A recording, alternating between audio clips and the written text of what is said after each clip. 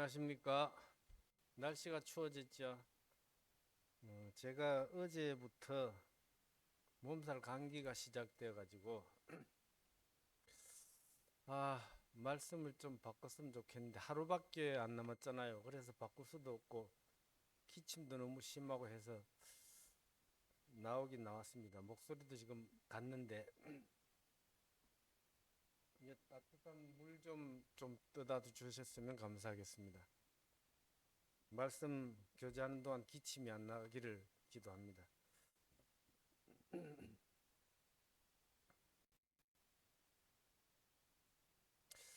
네, 오늘 창세기 18장을 읽어보도록 하겠습니다. 1절부터 1절부터 16절까지 읽어보도록 하겠습니다. 창세기 18장 1절부터 16절까지입니다. 교독해서 읽도록 하겠습니다.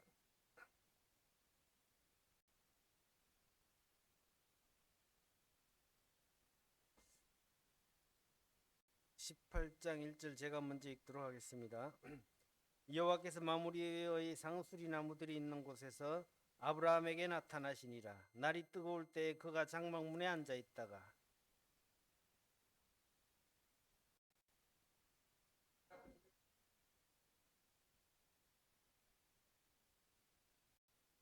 이르되 내 주여 내가 주께 은혜를 입었사오면 원하건대 종을 떠나 지나가지 마시옵고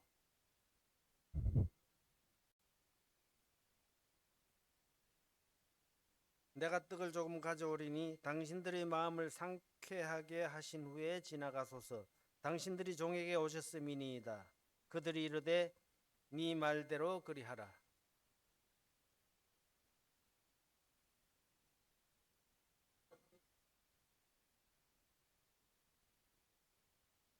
아브라함이 또 가축대 있는 곳으로 달려가서 기름지고 좋은 송아지를 잡아 하인에게 주니 그가 급히 요리한지라.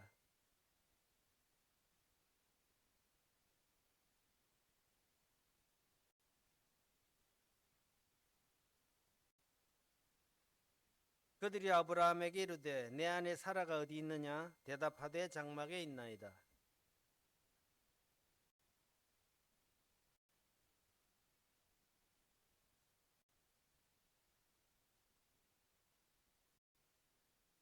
아브라함과 사라는 나이가 많아 늙었고 사라에게는 여자의 생리가 끊어졌는지라.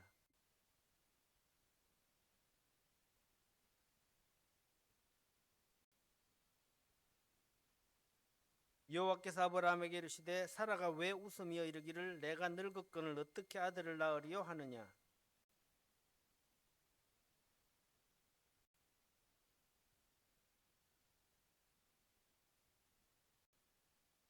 사라가 두려워서 부인하여 이르되 내가 웃지 아니하였나이다. 이르시되 아니라 네가 웃었느니라.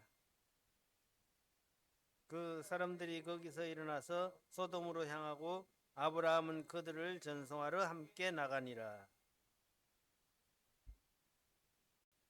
아브라함이 나그네를 극진히 대접하는 장면이 나오지요. 19장에 보시면 롯도 나그네를 대접하는 걸 보게 됩니다. 1장에 보시면 1절 후반절에 보시면 날이 뜨거울 때 그가 장막문에 앉아 있다가 이렇게 나왔잖아요. 아브라함이 한가하게 앉아 있었다기보다는 중동지방 한낮은 굉장히 뜨거웠답니다.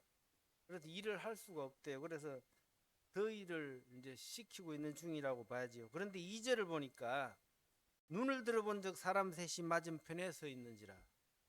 그가 그들을 보자 곧 장막문에 달려 나가 영접하여 하며 몸을 땅에 굽혀 하면서 3절에 내 주여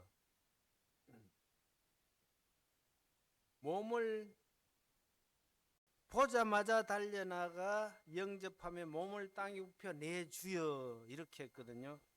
아브라함은 이 사람들이 하나님을 걸 알아보고 몸을 땅에 굽혀 내 주여라고 했을까요? 어떤 분은 그렇게도 말합니다. 하나님인 줄 알았기 때문에 내 주여 이렇게 했다. 또 어떤 분은 찾아보니까 아브라함은 영적으로 깨어 있었기 때문에 단번에 알아봤다. 이렇게도 이제 나름대로 얘기를 하는데 과연 그렇습니까? 히브리서 13장을 보시겠습니다. 이해를 돕기 위해서 히브리서 13장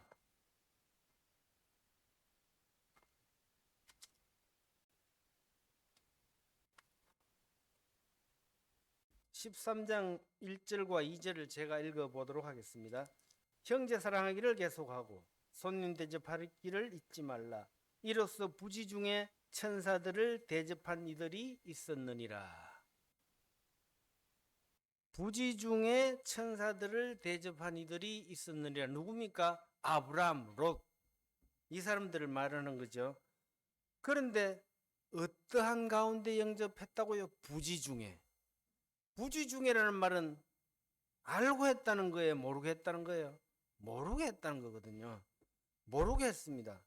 사실은 그들이 누군지 모르고 대접을 한 겁니다. 누군지 모르는 나그네에게 내 주여라고 말합니다. 롯도 내 주여. 신약 시대에도 보면 요한복음 4장에 그 예수님이 유대 땅에서 갈릴리로 가시려고 사마리아를 통과하실 때 사마리아 여자를 만났잖아요. 우물가에서. 그때 사마리아 여자도 주여 주여 이랬거든요. 예수님인 줄 알고 그렇게 부른 것이 아니라 모르는 사람, 나그네들은 다 그렇게 불렀습니다. 존경하는 의미로. 주라는 말은 또 신약에서는 요한복음 4장에서 사마리아가 예수님에게 주여 한 것은 선생님이여 이런 의미도 됩니다. 우리가 모르는 사람들을 부를 때 선생님 하잖아요. 그리고 사장님, 선생님. 왜 그렇습니까? 높여주기 위해서. 아브라함은 그들이 하나님인 줄 모르고 극진히 대접을 했습니다. 그러나 누굽니까? 네. 두 사람은 천사들, 한 사람은 하나님. 뒤에 찾아보면 나오지만은 찾지는 않겠습니다. 그렇다면 왜 이 당시에는 나그네를 극진히 대접했을까? 두 가지가 있다 그래요. 유대인들이 손님이나 나그네를 후하게 대접한 이유는 두 가지가 있답니다. 한 가지는 뭐냐 하면 생활적인 이유인데 유목 생활을 했잖아요. 가축들을 몰고 이리저리 떠돌아다니면서 생활하는 유대인들은 나그네를 후대하는 것이 자기들이 사는 길이라고 합니다.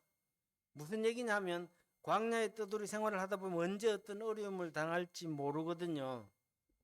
만약에 누가 어려움을 당했을 때는 다른 사람의 도움을 받아야 살 수가 있습니다. 나도 바로 그러한 입장이 될 수 있기 때문에 서로 도와주는 것을 일상생활화가 되었답니다. 그것이 바로 남을 도와주는 것이 자기가 사는 길이기 때문에. 그리고 두 번째는 신앙적인 이유인데 여기 좀 재미있습니다. 뭐냐면 유대인들은 이렇게 믿었다고 해요.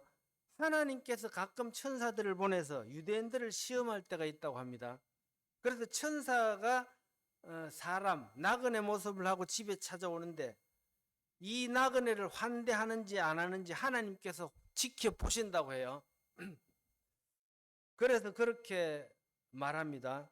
가난한 사람이 당신의 집 문 앞에 서 있을 때 그 오른쪽에는 언제나 이름이 복되신 분, 거룩한 분이 서 계신다. 만약에 당신이 가난한 사람에게 자선을 베푼다면 그 오른쪽에 서 계신 분에게서 상을 받게 될 것임을 알라. 이렇게 교육을 시킨답니다. 그래서 구약시대에 나그네가 마을 입구에 들어오면 서로 먼저 모시려고 경쟁을 한다고 합니다. 그래서 이제 또 한 가지는 주인의 초대를 받은 이 나그네는 3일 동안 당당하게 그 집에서 묵을 권리가 있대요. 그래서 일하기 싫으면 이 집에서 3일, 저 집에 가서 3일 이러면 계속 놀고 먹을 수 있다 이런 우스갯소리도 나오는데 어쨌든 내가 어떠한 목적을 가지고 손님을 접대하더라도 그 손님은 도움을 입는 사람은 누굽니까? 손님이잖아요. 내가 무슨 목적을 가지고 접대하더라도 손님이 도움을 입거든요. 그렇기 때문에 우리는 어떠한 목적으로 하든지 간에 손님을 접대하는 것을 열심히 해야 되겠다. 내가 무슨 뭐를 바라고 할 것이 아니라. 자, 오늘은 손님을 접대하는 이야기를 하려는 게 아니고 믿음에 대해서 교제하기를 원합니다. 나의 믿음은 과연 어디에 있는가? 이제 아브라함의 극진한 접대로 음식을 먹은 후에 그들이 묻습니다. 9절에 네 사라가 어디 있느냐? 그러면서 10절에 뭐라고 합니까? 내년 이맘때 내가 반드시 너에게로 돌아오리니 내 아내 사라에게 아들이 있으리라. 이것이 굉장히 의미 있는 말이거든요. 우리는 그렇구나 쉽게 받아들일 수 있는데 이것은 정말 이 말씀이 아브라함과 사라 입장에서는 불가능한 약속이에요. 이건 있을 수 없는 약속이거든요. 지금 아브라함 나이가 99세, 사라가 89세입니다. 지난번에도 비슷한 교제를 했습니다만 17장에서도 아브라함이 99세 때 찾아오셨잖아요. 그리고 얼마 지나지 않았습니다. 18장은. 오늘 또 18장에서 다시 아브라함에게 찾아오셨습니다. 11절을 보시겠습니다. 아브라함과 사라는 나이가 많아 늙었고 사라에게는 여성의 생리가 끊어졌는지라. 사라가 속으로 웃고 이르되 내가 노쇠하였고 내 주인도 늙었으니 내게 무슨 즐거움이 있으리요. 사라가 왜 웃었습니까? 요즘 우리가 흔히 쓰는 말로 표현하면 그 말도 안 되는 소리 하지 마십시오. 가당찮은 소리 하지 마십시오. 이런 말이에요. 그게 가능합니까? 난 이미 생리가 끊어진 지 오랜 세월이 지났는데 이런 말이거든요. 그래서 웃은 거예요. 말도 안 되는 소리를 하니까. 이거는 쉽게 이해하기 위해서 제가 이렇게 표현을 한 겁니다. 말도 안 되는 소리를 하니까 웃은 거예요. 우리가 오늘 이런 말씀 들을 때 우리 마음의 태도는 어떠한가 한번 생각해 볼 필요가 있다. 지금 우리는 창세기 18장을 통해서 아브라함 얘기를 듣고 있습니다. 이 말씀이 4000년이 지났잖아요. 수천 년이 지난 오늘 나에게 이 말씀은 그저 먼 옛날 이야기, 먼 나라 이야기, 그때는 그랬지, 이렇게 들리느냐 하는 겁니다. 지금은 뭐 때가 어느 때인데 뭐 그때는 그랬지 이렇게 들립니까 혹시? 아브라함의 삶을 보면 우리의 현실과 맞지도 않아요. 상식적으로 맞지도 않는 이야기를 지금 하고 있습니다. 99세 89세 두 사람이 아이를 갖는다는 거. 자, 나이가 많은 것은 그렇다 쳐요. 많아도 나올 수 있거든요. 사라는 생리가 끊어져 아이를 갖는다는 건 불가능한 상태입니다. 하나님도 그걸 잘 알고 계십니다. 사라는 정상적으로 아이를 낳을 수 없다는 걸 하나님도 알고 계셔요. 그런데 이 이야기는 오늘날 과학시대에 살고 있는 우리들에게 참 어떻게 받아들일 수 있느냐. 아브라함의 이야기만 아닙니다. 구약 성경은 어떻습니까? 다 아시는 대로 오늘은 18장까지만 읽었지만은 하나님이 물로 심판했고 모세가 이스라엘 백성들을 출애굽시킬 때 10가지 이적을 행하고 또 홍해 바다를 가르고 하늘에서 만나가 내리고 반석이 뭡니까? 바위에서 물이 나오고 불기둥과 구름기둥으로 인도하고 여호수아가 뒤에 가면 또 여리고성을 7번 도니까 성이 무너져 버리고 우리가 알고 있는 구약 성경의 이야기들 이런 이야기들이 논리적으로 상식적으로 생각하면 말이 안 되는 소리잖아요. 그렇죠? 하나님의 말씀은 논리적으로 상식적으로 우리의 생각대로 이해하면 말이 안 돼요. 구약은 그렇다 치고 또 신약은 어떻습니까? 더 가까운 신약. 오병이어로 5,000명을 먹이고 12광주리가 남고 베드로가 무리를 걸어가고 뭐 예수님이 죽은 지 사흘이나 되는 나사로를 살리고 뭐 여러 가지 수없이 많지 않습니까? 우리는 지금 21세기 첨단 과학 시대에 살고 있지만 수천 년 전의 사람들은 과연 무슨 생각을 했을까? 이런 또 생각을 해봐요. 수천 년 전의 사람들은 어리석고 무식했을까? 요즘은 우리는 똑똑한데 수천 년 전에는 아무것도 모르고 무식했을까? 그렇지 않습니다. 그때도 아브라함 시절만 해도 그래요. 그때도 나름대로 문명의 발달로 인해 문화생활을 했습니다. 그때 사람들도 우리처럼 논리적이고 상식적이고 이성적으로 생각을 했다는 거예요. 그 당시 그 사람들은 무식하고 아무것도 몰라서 그냥 맹목적으로 하나님 말씀을 믿은 게 아닙니다. 그때 당시 사람들도 의구심을 갖기도 하고 이게 맞나? 응? 이런 생각을 했다는 거예요. 우리와 똑같이 말입니다. 그런데 사람들은 이 세상을 살아가면서 어떻게 판단합니까? 오늘 말씀은 이제 복음, 하나님을 믿지 않는 구두자들에게 전하면 적당한 말씀인데 조금 제가 바꿔서 말씀드리겠습니다. 상식적으로 판단하고 이성적으로 판단하고 합리적으로 이렇게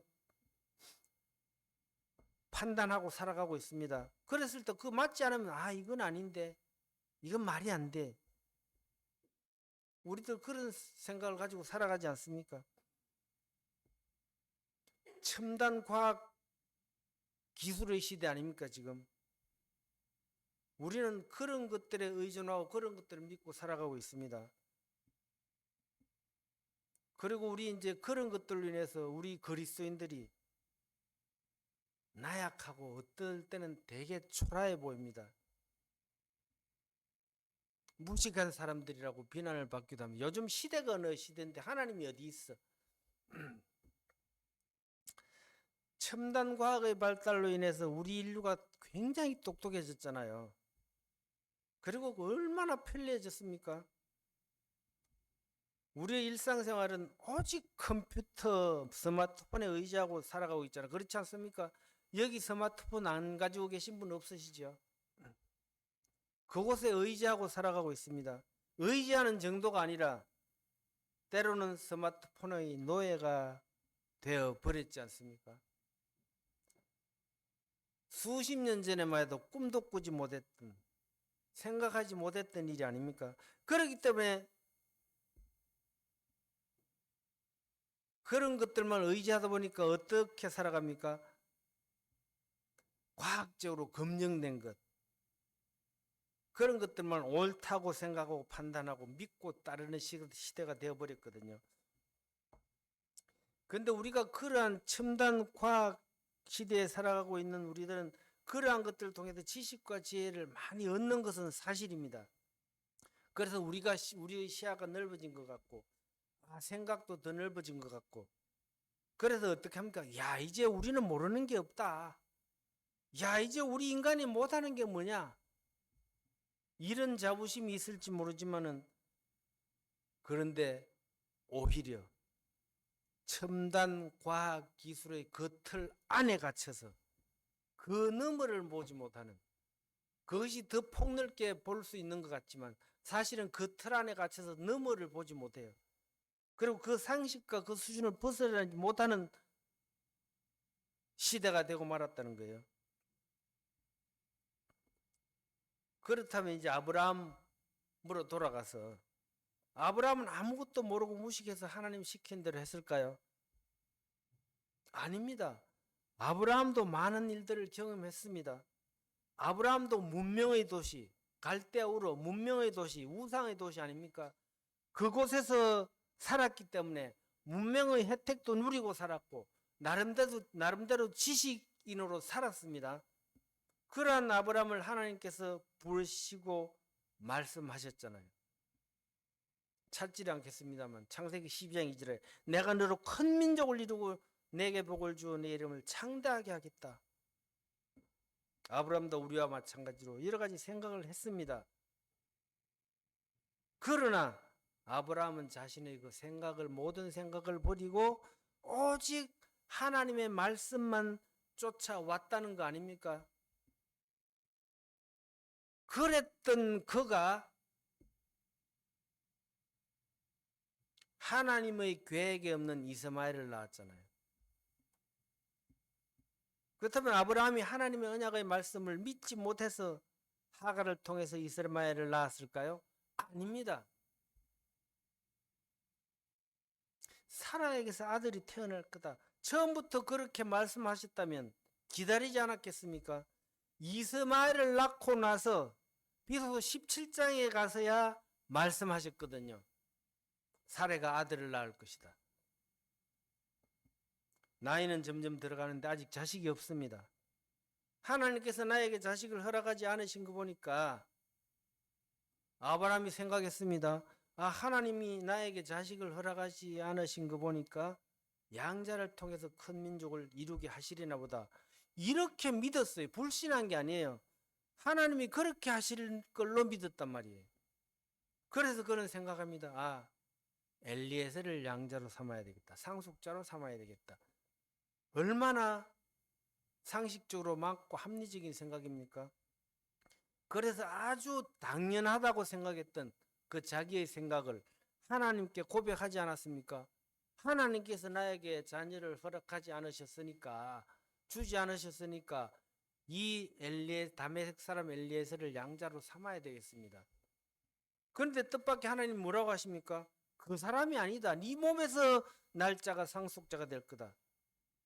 아브라함은 이제 하나님이 자기에게 자식을 더 이상 주지 않을 거라고 믿고 있었는데, 그래도 포기하고 있었는데, 주신다고 하니까 아멘 감사합니다 했던 거 아닙니까? 그런데 또 뭐가 문제입니까? 지난번에 말씀드렸지만 아브라함 자신에게는 자녀를 허락하셨는데 이제 아내 사라에게는 출산을 허락하지 않으셨다고 믿은 겁니까? 믿었습니다. 사라도 그렇게 고백했잖아요. 하나님께서 나의 태를 닫으셨다. 그래서 이제 또 어떤 생각을 합니까? 하나님께서 나의 태의 문을 닫으셨으니까 다른 여자를 통해서라도 자식을 얻어야 되겠다. 그래서 여종 하갈을 통해서 아들을 낳았잖아요. 그게 바로 이스마엘이잖아요. 이스마엘을 낳은 후에도 13년 동안이나 계속 하나님이 약속하신 자녀가 이스마엘이라고 믿고 있었습니다. 이들은. 그래서 하나님의 언약을 불신한 게 아니에요. 이들은 그렇게 믿고 있었다니까요. 이스마엘이 하나님이 약속하신 자녀인 것을 믿고 있었다니까요. 이것이 하나님의 뜻이라고 믿고 있었습니다. 지금 이스라엘과 하마스 세력과의 전쟁이 있지 않습니까? 그 뭡니까? 바로 이삭의 후손들과 이스마엘의 후손들이 싸우는 거잖아요. 이게 바로 아브라함과 사라의 가장 합리적이고 상식적인 방법의 결과물인 겁니다.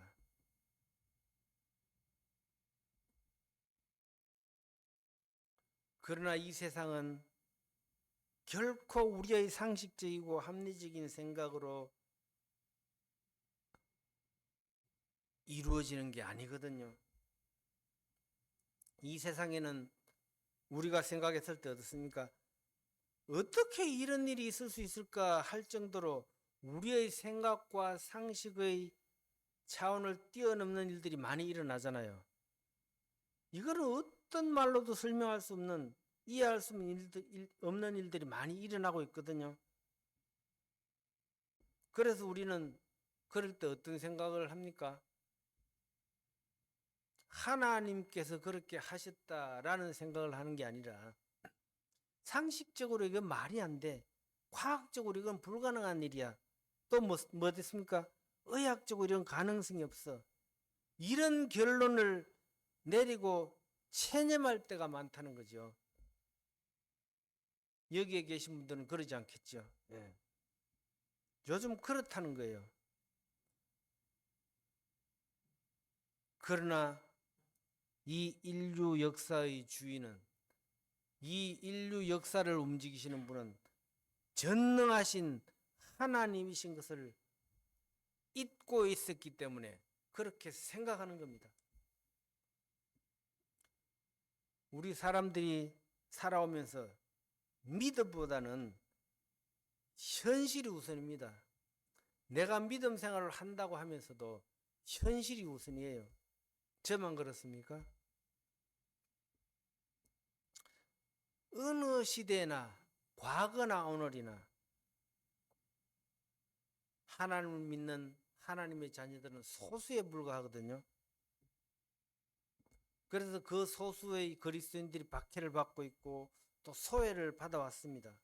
그런데 이 우리 인류의 역사를 보면 하나님을 믿지 않는 사람들이 이 역사를 이끌어온 것처럼 보이지만 사실은 그 수천 년 역사 동안에 아무도 알아주지 않는 이 히브리 민족, 하나님을 믿은 아주 소수의 민족 이스라엘 역사를 통해서 오늘 이 세상의 역사가 이루어져 왔다는 겁니다. 우리는 그것을 기억해야 됩니다. 왜 이런 말씀을 드리냐면 비록 유대인은 소수민족이지만은 유대인이 인류의 역사에 유대인이 끼지 않는 곳은 없습니다. 정치, 경제, 문화, 유대인이 빠지면 안 돼요. 하나님이 그렇게 역사하신 겁니다. 마찬가지로 우리 그리스도인들 아주 힘이 없어 보이고 소수이지만 바로 우리 하나님의 자녀들 그리스도인들로 인해서 이 세상을 이끌어가는 사실, 이 자부심을 가져야 됩니다. 예전에는 우리나라에 기독교인이 1200만이라고도 하고 1000만이라고도 하고 이러다 자꾸 줄어들죠. 800만, 700만 자꾸 줄어들고 있습니다. 근데 그 그리스도인이라고 하는 사람들이 무늬만 그리스도인들, 그 무늬만 그리스도인이라고 하는 사람들도 차도 지금은 자꾸 줄어들고 있다고 해요. 참 안타까운 일이죠. 그 중에서 교회 생활을 하는 사람은 400만 명 정도로 추산을 하는데, 그렇다면 그 교회 생활을 한다는 400만 명 중에서도 진짜 그리스도인은 몇 명이나 될까? 몇 명이나 되겠습니까? 우리는 많은 그리스도인이라고 하는 무리 중에서 가짜 그리스도인이 아니라 소수의 진짜 그리스도인이 되어야 한다는 거지. 왜 그래야 합니까? 왜? 그 하나님은 유대 민족을 통해서 역사를 이끌어온 것처럼 그 소수의 진짜 하나님의 자녀들 통해서 역사하신다는 겁니다. 그래서 우리가 초라해 보고 미약해 보입니다. 그래서 사람들이 잘 받아들이지 않고 믿지도 않습니다. 그런데 하나님은 이 소수의 믿음의 자녀들 통해서 그리스도인을 통해서 이 역사를 지배하고 다스리고 이끌어 가신다는 사실, 우리는 자부심을 가져야 하고 또 책임감을 가져야 한다는 사실입니다. 고린도전서 1장 18절에 이렇게 말씀하고 있죠. 십자가의 도가 멸망하는 자들에게는 미련한 것이요 구원을 받은 우리에게는 하나님의 능력이 됨이라. 믿지 않는 사람들에게는 십자가의 복음이 어리석은 것이며 쓸데없는 짓 하지 마라. 말도 안 되는 소리 하지 마라. 그러나 구원을 받은 우리는 지금 내가 하나님 믿고 신앙생활을 하고 하나님을 예배하는 이것보다 더 귀한 삶이 없다는 것을 자랑스럽게 얘기해야 되는 겁니다. 하나님을 믿는 믿음보다 더 큰 힘과 능력이 없다는 것을 우리는 아셔야 되는 거죠. 그래서 히브리서 11장 1절에 이렇게 말씀했잖아요. 믿음은 바라는 것들의 실상이요 보이지 않는 것들의 증거니. 믿음은 보이지 않습니다, 눈에. 그러나 그 증거와 실체는 분명히 있다는 거예요. 내가 신앙생활하는 거 사람들은 관심 없습니다.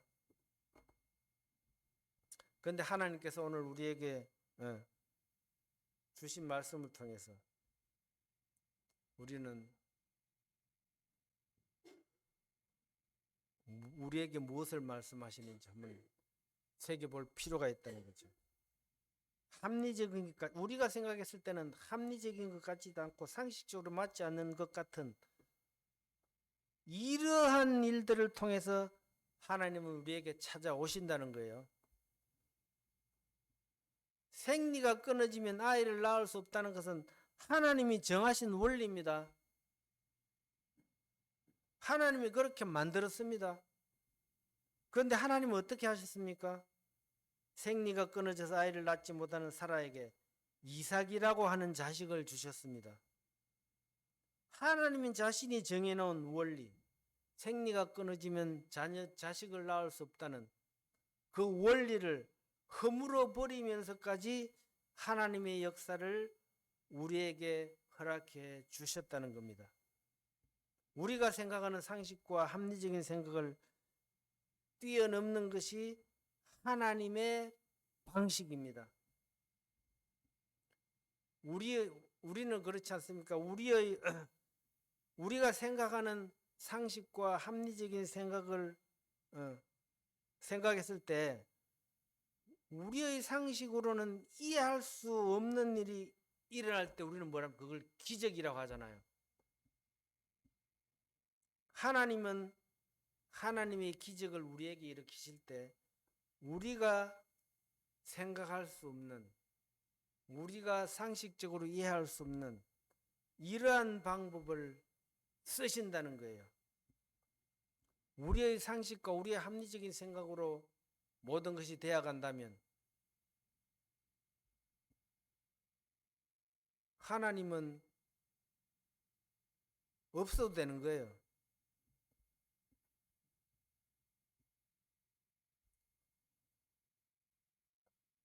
이제 아브라함은 하나님 앞에 다시 섰습니다. 아브라함이 왜 믿음의 조상입니까? 지금 이 천사들의 말도 안 되는 약속, 그 약속의 말씀을 듣고 아브라함과 사라는 믿었다는 거 아닙니까? 로마서 4장 18절부터 좀 보시겠습니다. 로마서 4장 18절부터 24절까지 보시면 이런 말씀이 있죠. 로마서 4장 18절부터 읽어보도록 하겠습니다. 아브라함이 바랄 수 없는 중에 바라고 믿었으니 이는 내 후손이 이같으리라 하신 말씀대로 많은 민족의 조상이 되게 하려 하심이라.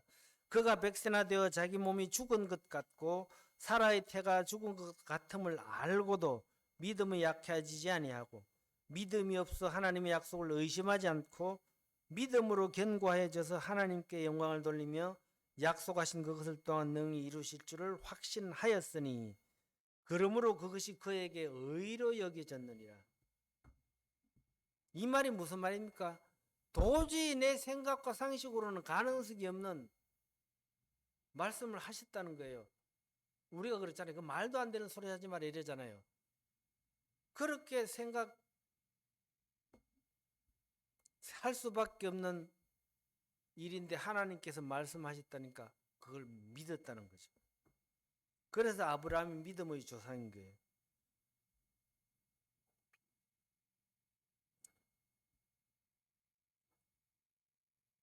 그리고 그에게 의로 여겨졌다 기록된 것, 이 중요한 말이죠. 그러므로 그것이 그에게 의로 여겨졌느니라 하면서 23절에 그에게 의로 여겨졌다 기록된 것은 아브라함만 위한 것이 아니요 의로 여기심을 받을 우리도 위함이니 곧 예수 우리 주를 죽은 자 가운데서 살리신 이를 믿은 자니라. 이 뭡니까? 아브라함만 위한 것이 아니라 의로 여기심을 받을 우리도 위함이라 그랬거든요. 우리 주를 죽은 자 가운데서 살리신 이가 누굽니까? 하나님이잖아요. 하나님이 살리시잖아요. 그래서 우리가 하나님의 약속을 믿고 의지하고 순종할 때 아브라함에게 일어난 그대로 아브라함을 의로 여기시고 아브라함의 기적을 베푸신 그대로 우리에게도 똑같이 그렇게 하신다는 사실입니다. 하나님이 그렇게 하신다는 거예요. 요즘 우리는 초인류 첨단 과학 기술 시대를 살아가고 있지만은 또 의술의 발달도 아주 놀라울 정도잖아요. 이런 것들이 뭡니까? 하나님이 우리에게 주신 지혜의 결과물입니다. 하나님께서 허락하지 않으시면 안 되는 거예요. 우리가 우리의 능력과 우리의 지혜로 한 것 같지만 사실은 하나님께서 그렇게 주셨기 때문에 그런 거예요. 그렇기 때문에 하나님이 인간에게 허락하신 이 첨단 과학 이러한 것들을 우리는 때에 적절하게 잘 활용하는 것이 또한 지혜롭게 사는 길인데요. 그렇기 때문에 우리는 이런 것들을 배제할 필요는 없습니다. 또 그와 반대로 맹신해서도 안 됩니다. 간혹 잘못된 믿음을 가진 사람들이 있죠. 병원에 가면 쉽게 치료할 수 있는 건데도 가지 않고 이 세상의 예술은 필요 없어. 하나님께 기도만 하면 다 고쳐 주실 거야 하면서 치료를 거부하다가 목숨을 잃은 사례들이 뉴스에 몇 번 나왔죠. 들으신 적 있죠? 잘못된 믿음 때문에 그런 거예요. 그와는 반대로 또 뭡니까? 요즘 시대가 어떤 시대인데 하면서 현대과학이나 의술만을 지나치게 또 맹신하는 사람들, 이런 사람들에게는 하나님의 역사는 일어나지 않는다는 사실을 기억하시기 바랍니다. 4000년 전에 나이가 많아 단산이 뭡니까? 출산이 끊겼다는 거잖아요. 4000년 전에 나이가 많아 단산에서 더 이상 아이를 낳을 수 없는 사라에게 태의 문을 열어주신 그 하나님이 오늘 나에게도 바로 기적을 베풀어 주신다는 사실. 4000년 전에 아브라함이 믿고 의지했던 그 하나님이 오늘 지금 나의 하나님이라는 사실. 4000년 전에 아브라함에게 약속하셨던 약속의 말씀이 오늘 나에게도 동일하게 하시는 약속의 말씀이라는 것. 4000년 전에 아브라함에게 이루셨던 기적의 역사, 오늘날 우리에게도 동일하게 만들어가는다는 사실입니다. 그 사실을 믿습니까? 그때의 하나님, 오늘의 하나님은 다르지 않습니다.